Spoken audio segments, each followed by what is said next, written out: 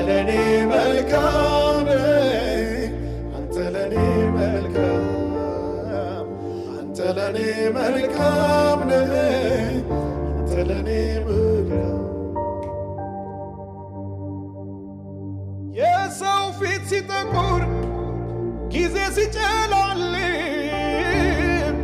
አንተ ለኔ መልካም